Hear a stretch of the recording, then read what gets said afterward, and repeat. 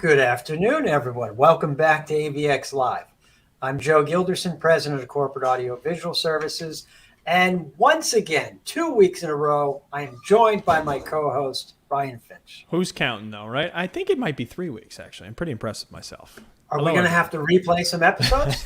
Well, they're all there on YouTube. I'm going to get to that next. All right. Well, that's good. It's good to have you here. Now, and you guys, wait till next week. Ryan is riding solo. I mean, this is exciting. Oh, no. Can't now wait I have to to see do what it. happens. Either way, since we met last week, honestly, a lot has changed. We've had a few cancellations. We've had a couple of postponements. We've certainly had already some in-person events change to virtual. And we've had a lot of hybrid conversations. All that in a week. So it's a changing time, and that's why you come here to watch. Last week, we had a real rock star in Kate Westfall. I mean, she walked us through exactly how her organization planned and executed their very successful hybrid event. And Kate was really great. So if you get a chance, just take a look at last week's video. It should be right there on YouTube.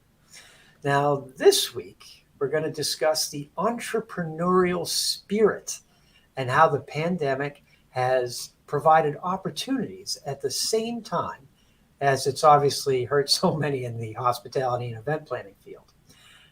But before we get started on that, Ryan, can you remind people just how they can be a part of this? That's like my main job. Absolutely. You can like, comment, share, subscribe, all the above on whatever channel you may be watching, whether it's YouTube, LinkedIn, Facebook. Please show us some love on wherever you might be watching, and that will help us keep this going. And if you have a question, feel free to drop a comment on whatever platform that might be, and we will actually bring it in and answer it live on the show. We've had some good discussions with the audience over the past 26 weeks. That's pretty crazy to think about, but we'll certainly try to keep that going. And of course, every Wednesday at 1 o'clock. If you missed this week, come on back next week. And of course, to Joe, to your point, if you'd like to watch some of our past episodes, they all live in our YouTube channel, which if you subscribe to, you can get some alerts and updates to know when our next video will be. Surprise, it's Wednesday at 1 o'clock. So that is it. Smash the subscribe button. That's your favorite phrase.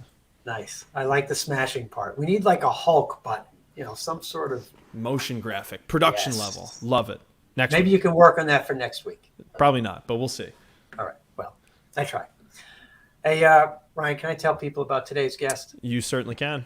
All right. Well, let me tell you about Sam Roccapriore. Sam is CMP, is the Director of Events for the new Resident Service Coordinators and serves as the Vice President of Finance for MPI WestField. Within the past year, she started 2 businesses, Brilliant Event Box and Rose Rocc Weddings and Events. She holds her bachelor's degree in hospitality and tourism management and is working towards finishing her MBA through Louisiana State University Shreveport. Sam's latest obsession has been watching the Hobbit series. And let's hope I get this right. Awkwafina is Nora from Queens. Nailed it. In her free time, you can find her walking the neighborhood, kayaking, and doing her best to become a power lifter. More to follow. Please welcome Sam Roccapriore. Hi, guys. Nice to be here. Great to have you. Welcome. How did I do with the Awkwafina? Oh, it was perfect. You nailed it. Now I'm going to have to go and actually watch one of these shows. Now, it's hilarious. Do it. You have to. It's on HBO. HBO. Okay. Very cool. No, I'm not familiar with it. Ryan, are you familiar with it? No. I got to broaden my horizons as far as that goes. I do have HBO though. Mayor of Easttown, incredible. Okay, I'll make a note. There you go.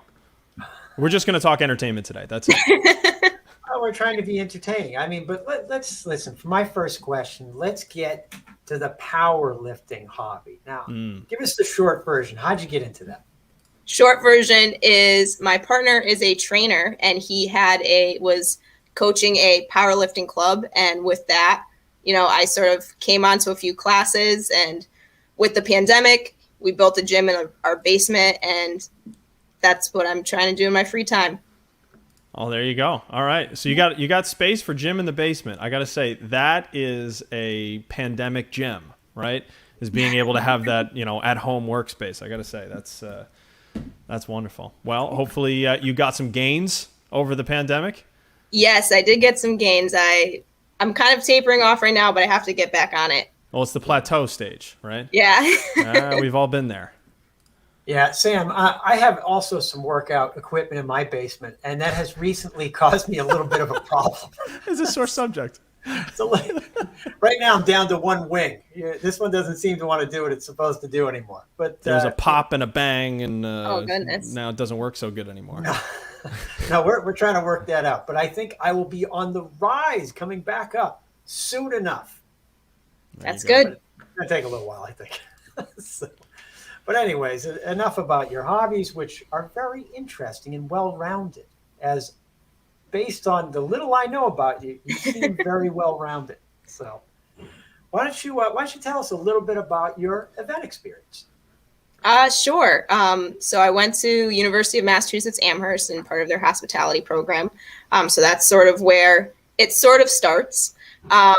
And so the majority of my background is in hotels and restaurants and putting together their events there. So whether the event is some type of social, a wedding, a gala, to different types of religious conferences, corporate conferences, you name it, I've probably done some variation of that. And in the hotel space, I just kind of found myself, offering more help than I was supposed to. Because, when you're a catering manager at a hotel, you're not necessarily supposed to be part of the planning process. That is not your role. But I found a lot of joy from it. It was different. It was interesting to me. Every event sort of had their own thing. So I just kind of found myself in that role and started looking for different types of opportunities. So I came across, the New England Resident Service Coordinators. They are a nonprofit organization that puts together high quality education for resident service coordinators within New England and beyond. So during the pandemic, I volunteered with them for the year, helped them bring their in-person 500-person conference to virtual, as well as helped with different webinar trainings throughout the year. So that is there. And then with MPI being in the hotels, being in catering sales, you have to join some type of association to start networking and get to know people who's in your area, who's looking for events. So that's sort of how I fell into MPI. Interesting. Well, it's funny that, you started out in hospitality and you were like, I need more. I need to provide more hospitality, more service, right? You just couldn't get enough of it. No, I don't know. I was just talking with my brother and my dad last night, and we call it the family curse because you just always want to do more and exert yourself more. But I guess it's a good curse. It is. Well, it's a nice thing. You're helping people, right? Mm-hmm. It's nice to be in a service-oriented capacity. So, and that's certainly that in events, right? You're really hand-holding and really immersed in, a client need from, over a longer term. Oh, definitely. And I think, honestly, even if you are, in a catering manager client relationship or event planner client relationship, it's important because you can, kind of alleviate some of that stress. And if you alleviate the stress from your client, you really are alleviating any type of stress on yourself as well, because then things go smoother.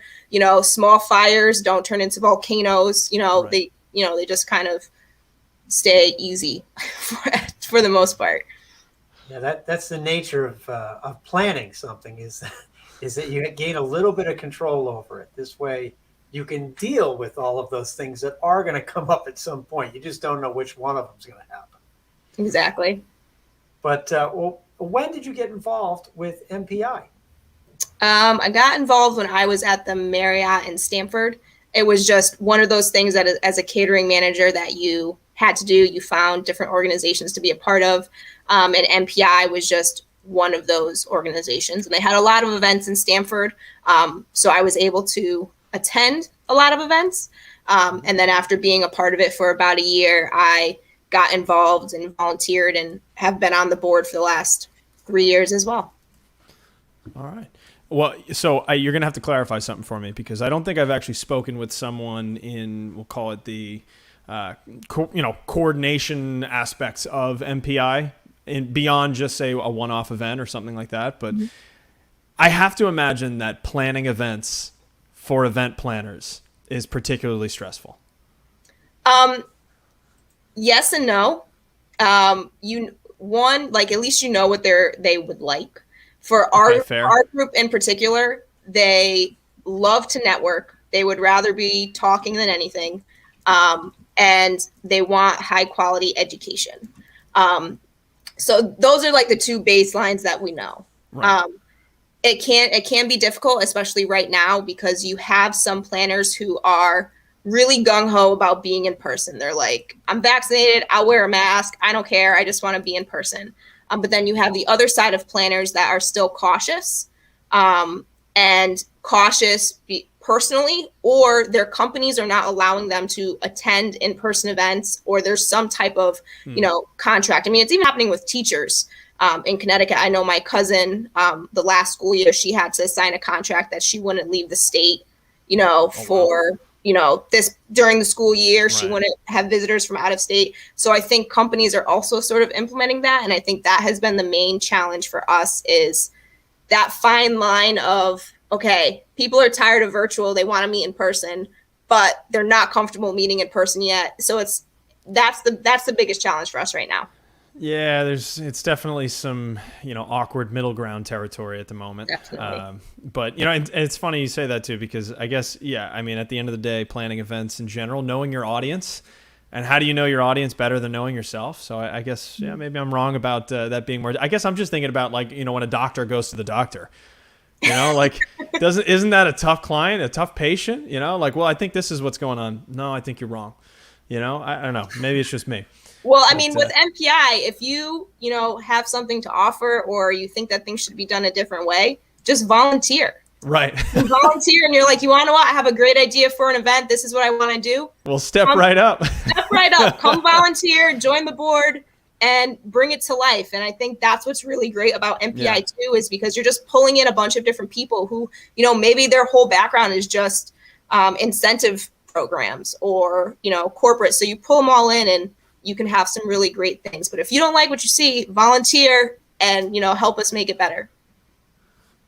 Well, it's I know that we've been, corporate AV as well as myself, have been a part of the MPI WestField chapter specifically for probably 16 years, 15, somewhere in that area. And phenomenal group of people. It's also got a different balance, because at one time we were part of the Greater New York chapter as well. And we certainly have a lot of friends in Manhattan based in that chapter. But it has a different balance between planners and suppliers, which I've always thought is interesting. Yes, definitely. We are majority planners within our group as opposed to suppliers. And I think that's just to be spoken for the area that we serve. We serve Westchester County as well as Fairfield County.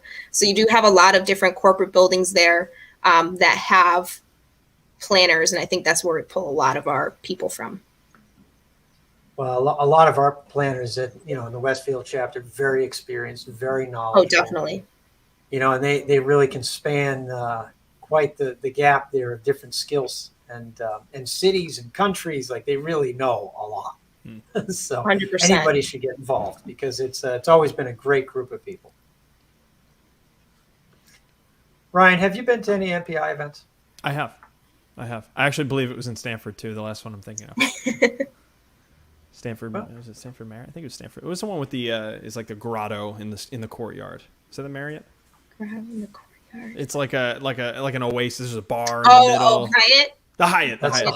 That's it. it. That hotel is gorgeous. I love it. It really is. It's been so long since I've been there too.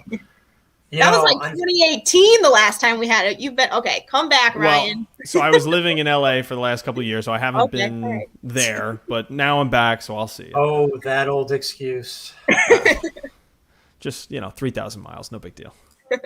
I mean, just a little point of reference. We were scheduled to have an event at the Hyatt. That is one of the ones that has actually turned to virtual. Oh, geez. Wow. So, yeah, that was supposed to be a few weeks from now. But either way, let's talk about. So, that's what you're doing before the pandemic. Prior to the pandemic, you're really involved in certain things, but how did you adapt once the pandemic started? Sure. So I think I was in a unique situation because, believe it or not, 8 months prior to the pandemic, I was laid off from my job. And as a part of the company that I was working for, as part of a mass layoff. So 8 months before I, was laid off, and being laid off for someone like me who was like a workaholic and all that stuff, it was a huge shock. And I went into panic mode. I was like, I need to find a job. I need to stay educated. I need to do all this stuff. And within 4 weeks, I found a new position. And then the pandemic hit, and I realized, okay, this is my second chance to actually take a breath and really reevaluate, like, what do I want to do with my life? Like, do I really want to be in hotels and restaurants? Is that where I see myself, 20 years from now in any sort of capacity, and like take the time to breathe and figure it out. And I think, it was an unfortunate event the first time, and it was an unfortunate event the second time, but it was a second chance for me to do it all over again and really figure things out.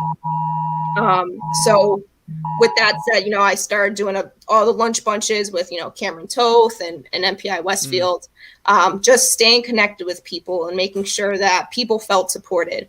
And so as it kind of climbed through the pandemic, the joke was, oh, who's going to send me the lunch to my door? Who's going to, send me my Uber Eats for this meeting? Right. And it's like, that's a good idea.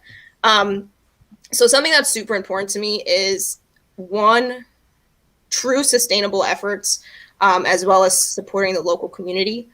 So when I came up with the idea for Brilliant Event Box, it was to, supply gift boxes for virtual events in bulk, which is something that I found was not there. Like, there's a ton of different gift box companies, but if you're trying to order in bulk, it's not very easy to do. So with that in mind, I was like, the local businesses are hurting. Amazon's not hurting. Local businesses are hurting. How am I going to support them? So I would curate boxes with stuff from New England specifically. So coffees that are from Connecticut, candles that were made in Massachusetts, things like that. Because my whole idea was, if you're cutting down the supply chain, make sure that everything is coming to you first, and then maybe we'll send it off to Ryan in Los Angeles, because some products that you get are from Los Angeles that would be sent to Connecticut for me to package, and then I would send it back out to Los Angeles, and that just did not make sense to me.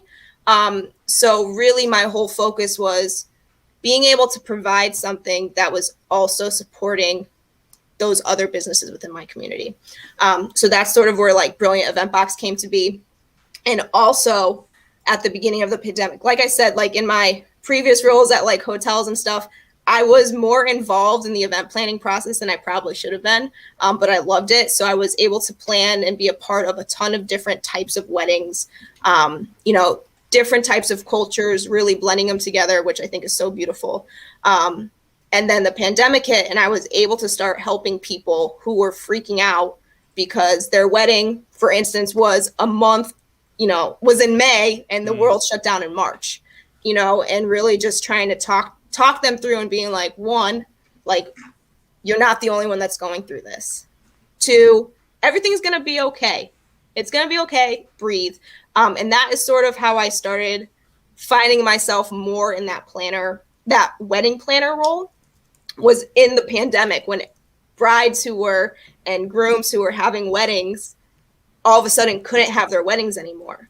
So I was like, my whole thing is, I just want to be able to help people. And like I said, it's part of the family curse. We just always want to help people and make sure that they feel supported, and we can do everything that we can to help others.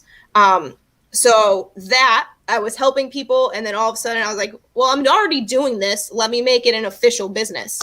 So then I started Rose Rocc Weddings and Events, and really made it my official wedding planning business. and I feel like I'm in the right place and that I'm making the right decision by doing this. My whole focus is helping those, brides and grooms who really want to do it themselves. So my whole thing is event planning for the DIY couple, because I also feel that they're sort of underserved, where when you're looking for an event planner, it's really one full package, right? That, oh, I'm getting an event planner, the event planner is doing everything. But people who really want the experience of planning their own weddings, like, it's exciting for them. For most, it'll be a once in a lifetime event. So they really want to be involved as much as they can. But because it's a once in a lifetime event, they might not have the experience or maybe little tips and tidbits about how to make things better or make it run more smoothly. And that's sort of where I come in. So I just feel really fortunate and blessed, and I feel like I'm in the right place with this business. Oh, that's great. I mean, it certainly seems like you've been busy. I didn't even tell you. I also, during the pandemic, I was also baking, and I was selling baked goods from my home because I have a small culinary background as well. So I was like, let's get this rolling. And I was doing French macarons and all that stuff too. And then when you're done with that, you go down and power And I lift. lift. There you go. I got to say, the Roccapriori household sounds like it is happening all the time, and that is awesome. So now I have to ask, because I have an excellent idea for you. You could bake goods, put them in the boxes, mail them to your wedding clients. Welcome. You're welcome. I've just packaged your service into a subscription, $9.95 per month. My future brides, you might be getting macarons in a few weeks, but thanks for ruining the surprise, Ryan. No, I'm just kidding. Sorry. Well, I'm DIYing my own wedding right now. Oh, nice. And Congrats. Thank you. And that's in July of next year. And I can personally say it's super stressful. And fortunately, I do have a little bit of, event planning, more or less, experience. Otherwise, I would say up a creek is probably a good word for it. But well, you know what? Again, great that you found ways to add value and to serve. Again, coming from a hospitality background, it seems like that's kind of in your blood, more or less. Yes, it Hey, definitely Ryan, is. could I make a recommendation for you? Can you make your screen stop blinking? I have no idea why that's blinking. But, Oh my God. We should get some tech guys to help you us. might need a planning guardian or maybe a month of coordination. That's all. There you I'm go. saying. Nope. And Now, gone. Yeah, It looked good for a okay. second, and now it's gone. No, All right, we're going to remove that. But And what's a planning guardian? You want to just give me the abridged version? Sure. A bridge version it's basically that person that you can call day or night to help you. Like, if you're freaking out about something, you can literally text me at 11 o'clock at night, and if I'm up, I'll respond to you. But it's a full planning package, but for, someone who really is planning their own wedding. Interesting. Well, apparently I was being very, very nice before, and I guess I'm trying to earn myself some baked goods. I don't know. We'll see, Alexa. Not now. Come on. Well, I think if anybody wants to learn more about the do-it-yourself packages and options, because I think that's really interesting. I've never really heard of that before, and I think that applies to a lot of people. I think a lot of people are looking to they just need a little bit of help. Exactly. They may not need the whole, 2 years of process, but they do need guidance. Exactly. I mean, it's nice to know that there is someone out there that is, sort of extending a helping hand, and you don't have to feel like you're alone or up a creek. You can really feel like you're in a good headspace and that you're on the right track. We don't want anybody to be up a creek, No creeks. especially without a paddle. Little kayaking reference there. BYOP. Bring your own paddle. There you go. There you go. should There's a probably hashtag. Put it on a banner, Joe. I'm sorry, I'm not gonna. I'm just not gonna do that. But either way, and as far as the brilliant event box, because we saw that in the very beginning, in the sense of people were trying to figure out, hey, how can we get our virtual guests engaged? How can we make them feel like they're actually attending an event? Right. And when we looked in the beginning, that didn't exist. Nobody was really doing anything. And then some people, I saw some people get involved and jump on it, but I think this is a phenomenal idea right now. Right. And it's still going to be very relevant. Yeah, especially as we're all heading back in the other direction now. What's Definitely. the typical event box? Typically, it's different types of snacks and products that can help you during your event. So if you need like a notepad, a mug, things like that. But really the core that I want to focus on is not sending people a bunch of promotional things that they're not going to use, because part of that sustainable model is making sure that the things that are being sent to people, they can either use in their daily life or they can eat and drink when they're in the meeting. Right. So that's really the main difference between the boxes that I create, as well as, other types of gift box companies. And they're all great. Don't get me wrong. My whole model is I just don't want to send people things that they're going to throw out, because I find that to be very wasteful. So I'm happy to, do different custom events, and I still have people that do logoed mugs and things like that, which I think is great. Like, I love logoed things more than anybody else. But just making sure that whatever you're sending, people can use. Absolutely. Definitely a good plan. And so people should be brilliant. Is that what you're saying? Yes, be brilliant. Yeah. That's Because a little you are website reference, right? Hashtag, put it on a banner, Joe. I'm sorry, I'm not going to do that right now. I'm still stunned by that blinking white screen that I saw. It was like subliminal messaging going on. But That's okay. I got you covered. Boom. There it is. oh, There you go. you're so talented. So much faster than you. You're just so talented. Can't wait till next week. Oh. All right. So I know you've been involved in a lot of the different virtual side. I'm really curious about how you're able to turn that 500-person event into a virtual conference. Maybe you can kind of walk us through that for a second, because you have so many different skills. I figure like this is our time to find out and learn a little bit more. Sure. And maybe throw in some baking products. I'm just saying. So first off, New England Resident Service Coordinators, NERSC, they're an amazing organization. First off, I feel blessed. The executive director is amazing. The board of directors there is amazing. Everyone is just super engaged and focused on the mission of providing that high quality education. So I think right off the bat, there was already a great foundation there. And the people that have been coming to NERSC for the last, now going on 24 years, really find that it's valuable. So I think the brand itself speaks for itself there. When it came to the virtual side, because a lot of our attendees they're tech savvy, but not the most tech savvy in the world. So our whole goal was to make sure that with this virtual event that anyone can join. Like Joe, your dad could log in and literally figure it out and be okay with what's happening. I wouldn't bank on that, but that's okay. So we wanted to make sure that, one, it was simple to use. The second thing is we wanted to make sure that people were not in their chairs for 8 hours straight. Normally the conference is 3 full days, with starting in the early morning, going into the evening. And we didn't want people sitting behind a screen. The conference takes place in May. The weather's starting to get nice out.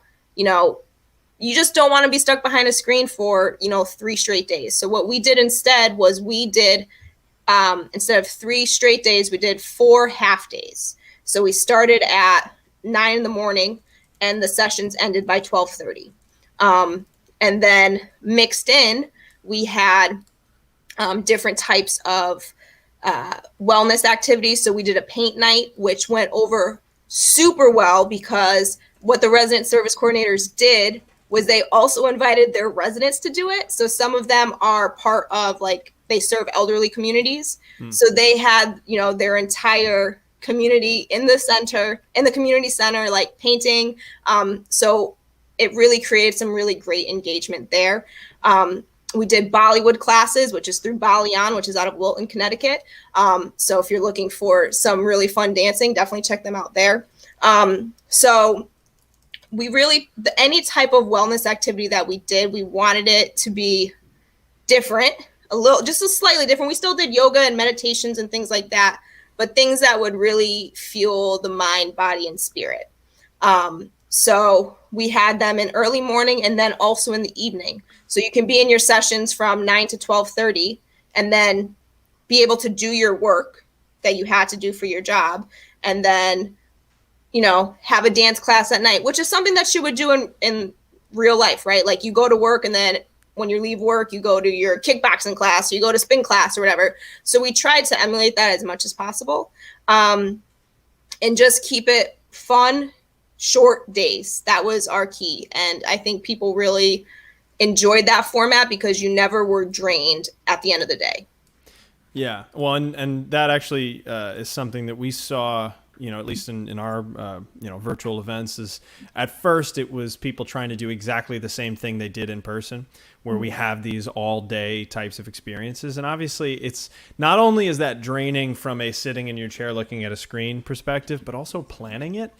It at least we found it scales the workload so fast because everything has to stack up perfectly, you know, and there's just so many more logistics that go into something like that. Now we do have a question that came in a little while ago, and that pertains, you had mentioned virtual networking earlier. Are there any takeaways, any lessons, any things that you know, pertaining to the actual networking side of it that you learned along the way? So through MPI, I, you know, partnered with Cameron's Health, and we did these weekly lunch bunches. And what we did was we would do like a 10-minute education topic, whatever that education would be. It could just be an inspirational talk. And then we would go into breakout rooms. And we found that when you're in the virtual setting, you need to have breakout rooms, because if you are even on a screen with 10 people, you're not going to hear everybody talk, or people are going to be talking over each other. It's just going to be static. So when it comes to networking virtually, making sure that whether you use Zoom or you use another type of event platform or program, make sure that you're able to do small breakout rooms so people can really make true, meaningful connections. Yeah, well, exactly. I mean, everybody's been in a you know, a situation where it's really hard to start a conversation when there's 20 faces just smiling awkwardly. We also found that we'd even like recommend, hey, have one of your people in each of the rooms as like a conversation starter, because even the experience itself is only as good as the people who are in it, or as good as the conversation that can be, you know, brought out of them. You know, so that definitely on par with some of the things that we've seen as well. Excellent. And now, what types of tools have you used? Because now you've been involved in a couple of different types of events too, virtually, which again, you probably had no experience doing prior to all of this, unless the family motto involved virtual events. I mean, I don't know. Not so much. We're more of a hands-on, in-person type of people. But so for the virtual conference, we used Cvent because that was the registration platform that we had for our in-person events. And when the pandemic hit, it just made the most sense to just add on Cvent's package as opposed to frantically searching for a new platform. So we did that. Zoom, of course. And something interesting that MPI will be having a networking event with this in November. It's this system called Twine. And basically, I'm going to call it a roulette type of networking, where you put in your profile and then it matches you with people. And it's just one-on-one conversations that are timed. And then there's prompts at the bottom. So there's like 10 questions just to make sure that the conversation can keep going. So I'm excited to have that event because I think it's going to be a lot of fun. So virtually speaking, that is what I have used currently. Like, of course, you have like Google Meets and Teams and stuff. But for event software, that is what I have used. Now I'm looking at other software, but that's where I draw, like, my expertise lies right now. Right. Well, and I'm curious now because we joked around that it felt like, especially at a certain time during the pandemic, that there was like every day it was like event platform, virtual event platform. You know, everywhere you look, there's another virtual event platform, and so, you know, relying on already, past experiences with Cvent, and obviously they already had a customer base, so they had to help, right? Just like you're talking about, you have people that you want to help, and you find a way to help. I'm curious about Twine. Now, we talked backstage about Hop-In, which I'm sure Joe is going to bring up in just a mention with a really pretty graphic. But Hop-In has a networking feature built in as well. Have you experienced that at all? I have not. Well, I know it's like small similar. breakout rooms, right? Not exactly, because they have breakout rooms. It's kind of like like we call it a multi-track type of event where you can have a main stage, you can have sessions or breakout rooms, you can have exhibit booths, and then you can have networking. And that's all separate spaces of the same platform. So Twine, in terms of that roulette, that networking roulette, is very similar to specifically that networking portion where you just like, all right, I'm ready. And then it just matches you up with somebody and you talk for 3 minutes. And you can like prompt to extend the time. You're like, actually, this is a good conversation. Or you could be like, bye. You can exchange contact info. So it sounds like it might be along those lines, but maybe kind of like a standalone with more bells and whistles. Does that sound close? So again, this is a new platform that we're trying out. But what I really liked about it was, so you go through this, roulette of networking, right? But then at the end, it sends you an email with all of the people that you networked with and their contact information. So nice. I find that to be super valuable because sometimes, you spend half of the 3 minutes that you have to talk with people writing down their contact information. Right. And, you really want to be talking, getting to know people. So I find that to be a nice feature to have I don't know if other platforms offer that. How about like learning curve? Were there things that were obviously like Zoom became, everybody knows it. And so that ended up being, we'd push people in that direction just because we know that they know it. And that already eliminates some obstacles. Did you find that to be the case? Or did you have, resistance to certain things that just purely on an understanding and familiarity? From like the back end, because things were continuously being updated, that was a huge learning curve for us. So even like as soon as I would be like, okay, this is how I have to do it, the next week it would change just due to whatever the platform updated. On the attendee side, sometimes it just doesn't click. Like no matter what you do, sometimes it's just not going to click. And like anything, you can't make everybody happy. But logging in seemed to be a huge issue with people, which I found very interesting. But other than that, what we did with Cvent in particular, we did integrate Zoom because it was something that people were familiar with. And we, just like you said, didn't want to throw them another curveball to learn something else. And it allowed us to make sure that people could see each other's faces without us as a nonprofit having to spend more money on already a super tight budget due to, not having your in-person event last year. So that's revenue lost and now going virtual. So that was really it. Right. Yeah, everybody's had to certainly make adjustments, but it sounds like you've really kind of thrown yourself in there at every step of the way to learn something new, to put a new idea out there. That's that entrepreneurial spirit that we were kind of referring to in the beginning. That's pretty amazing, to be honest. Something I would like to add is like with the virtual platform that we did, the day before the conference, we had a learn how to use the platform session. So I think that also helped us tremendously with, making sure that people were able to log in. Was, hey guys, join this Zoom link, which you're very familiar with. And we're going to walk through the entire platform. So that way tomorrow, when you join us for your keynote session, you're familiar where you're going to find things and find different links and find your schedule. So I think that was key for us, especially just knowing our audience and the types of technology that they're used to. Yeah. Well, I mean, it gets back to the question I think we heard most often throughout the last year and a half. Where's the link? What link? Is this the right link? Do you have the link? What link is it? I think I have the wrong link. Oh my gosh. It was, it felt like every event there was a level of hand holding that really needed to be there on the front end. But when you're talking about volume and you're talking about a lot of people maybe being unfamiliar in the digital setting, that was quite a workload all by itself. Mm-hmm. And Ryan, what would be the next one maybe after? Where's the link? Are we thinking? You're on mute. Maybe you're on mute? You're on mute. Yeah, I saw your banner and I took it. There you go. I know, you robbed me. Yeah. You robbed me. I know. But, we want to be brilliant. So we're trying. There you go. Yeah, that's still the you're on mute thing. That is still happening like almost every time. And then every time they go, oh, you'd think I'd learned by now. And they don't.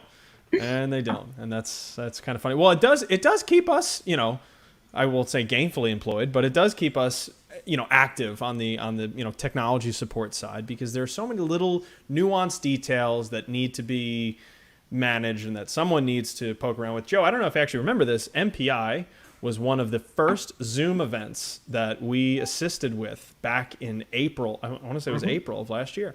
And so that it was, there was, I'm trying to remember who was on that, but the names are going to escape me right now. But I'm pretty sure that Puerto Rico was one of the sponsors. Travel Puerto Rico or something to that effect. It was one of the sponsors. And it was really one of the first, we'll say, forays into the all virtual setting. And so, I'll leave it to MPI to kind of lead the way. But it's kind of funny now that it's like a circle, Here we are talking about what just happened after a year and a half, whereas, MPI was obviously right there in the beginning. Well, MPI is usually at the beginning, when everything first started. They were right there as far as information on travel and safety, and that's certainly as current now as it was in January and February of 2020, right. Unfortunately. But that's one of the reasons that we've been a member of MPI for so long. And, I would strongly encourage anyone to be active in their MPI chapter. But, we've certainly gained a lot beyond just relationships, which they're long-lasting relationships. So it's always a very good group. Definitely. And for those people who maybe are still in the job search, it's great to be a part of MPI and volunteer, because you could learn a new skill. Like, I was just talking to someone who was interviewing for a position, but they needed to have speaker. Oh my gosh, what's the word I'm looking for? They needed to be able to look for speakers and have that experience, but they didn't. But you can get that experience with MPI if you want to volunteer and, volunteer for a specific education event. You can at least gain experience that's going to help you in your job search and kind of add to your resume. So I think that's a huge benefit. If you have some time, whether it's an hour or, more than an hour, you can really, hone in on your skills and just learn something new and keep fresh. Absolutely. Well, and like you said, I'm, back on the East Coast, so I'm going to have to get back out there myself now. Sam, we got anything coming up? Any MPI happenings that we should be aware of? Yes. So tomorrow we are doing our first in-person event since being shut down last year. I know, we're super excited. It's going to be at Tibbetts Brook Park in Yonkers, New York. We're doing a summer picnic from 3 to 6. So if you're in the area, definitely come check us out. You can register on MPI's website. Tickets are $35, includes food, some beverages. So it'll be a good time. Everyone cross your fingers for beautiful weather, which we've been doing our, good weather dances. So it should be a great time. But it's all outdoors. So we wanted to make sure that people felt comfortable, gathering. And so it's going to be outside. So that will be great. And then we do have some education events lined up for September and October.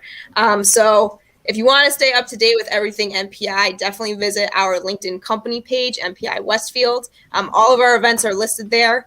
They might not have all the details yet, but at least you can mark some time in your calendar because they are on the books. And we're really excited to just re-engage everybody and get back out there, because even though the pandemic definitely crushed our industry, people still want to meet. and being together is super important. So we want to make sure that planners and suppliers also have that community and can come together as well. Well, I think that's going to be great for everyone. I know everybody's dying to see each other. And, and who doesn't want to go to Yonkers in the summer? I mean, it's perfect. I was born like there. A vacation within a vacation. There you go. And I've never been to Tippage Brook Park, but the pictures look amazing. Like the pavilion is nice, but there's like a water park and a lazy river and mini golf. And I'm just excited to explore that. There you go. We have a lazy river when the sawmill floods over here on 9A. Different story. That was good. Hey, listen, Sam, thank you so much for all your time today. I want to be respectful of your time. And I mean, you have so many things going on that you probably have something that you have to do. Unlike us, we're just kind of hanging out all day. But I thank you very much for all your time, and good luck with everything with, the brilliant event boxes as well as with the weddings. I love the do it yourself concept. And of course you have 10 other things too.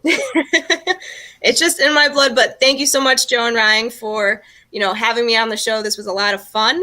And I hope to see you guys in person soon. Absolutely. Hope Thank so you, as Sam. well. And we're going to give you some information where you can see the Hop-In platform that you were asking us about earlier. But that'll be coming shortly. Sam, thank you again. And we'll talk to you soon. Have a great day. Bye now. Now, Ryan, I have alluded to a Hop-In reference. Do you know why I've alluded to the Hop-In? I do know why, and I even plugged it earlier. Oh, boy. Mm-hmm. Are you talking about I am Pirate indeed. University? Yes, a hybrid event experience brought to you by people who really do hybrid events on the production side. So we're putting our money where our mouth is. Again. Wow.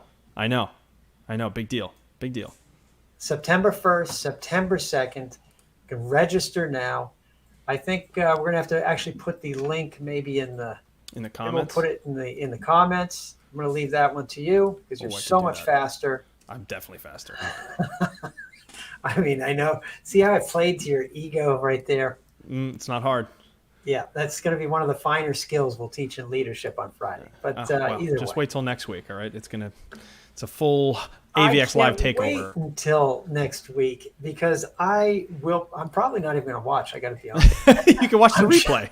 I'm going to have to watch the replay because I'm going to be out of touch for a little while. That's all. That's right. And where are you going again? We're going to go south. We're going to go to the Caribbean.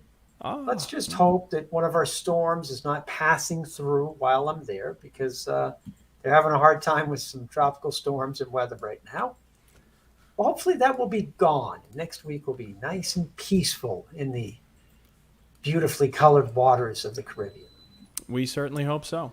Oh, and look at that. I got the link. The link is ready. I'm going to put that, and there it is. Oh, look at that. Yeah. And Mike D saying, get hopping, Ryan. Okay, deal. There we go. Oh. Well, shall we? There we go. There's our link. Wow. That's impressive. Yeah, I mean it's in the. I mean they could just click it. You don't have to put it in there, but that's okay. Then I'm just not going to do that. Then I'll take it off of there. How's that? Yeah, nice. All right, time to wrap this thing up. Okay, so everyone, very good. September 1st and 2nd, Pirate University. Next week on Ryan's birthday, he will be your solo host. I want everybody to type in their comments. Let's wish him a happy birthday next week because this is where you can do it. You're going to write it right in the comments. He is going to be on his own for the first time ever. 27th episode will be when the magic is going to happen. That's right. Yep. Come one, come all. All right, Ryan, it's your show to close. Yep. All right. Well, as always, just like you heard in the beginning, please like, comment, share, subscribe. And if you subscribe, you'll even get notifications that says, hey, we're going live. So please do all that. Show us some love. YouTube, LinkedIn, Facebook. Wherever it is that you consume your content, coming to more channels soon. Who knows? We don't know. Hit the subscribe button, smash it if you prefer, and then come back and see us every Wednesday, 1 o'clock, right here, AVX Live. Beautiful. How'd I do? Thank you, everyone. That was perfect. Boom. And Ryan, we're out. Okay. Bye-bye. Ciao, ciao. Bye-bye. And Hit the button. there it is.